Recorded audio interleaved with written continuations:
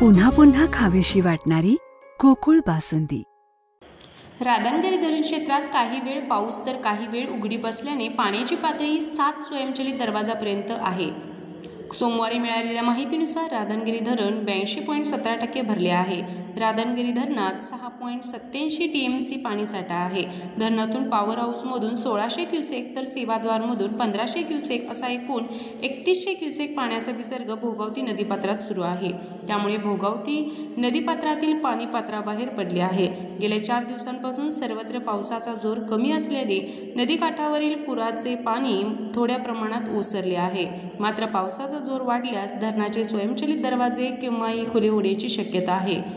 RK news प्रतिनिधी राशिवडे। फ्रीजमधून श्रीखंड काढ ना। आम्ही पूर्वी घरीच बनवायचो श्रीखंड, त्याची चवच वेगळी होती। आता काय सगळं रेडीमेड। आजी, हे श्रीखंड खाऊन बघ। आज तुझ्या आईनं घरीच बनवलं की काय?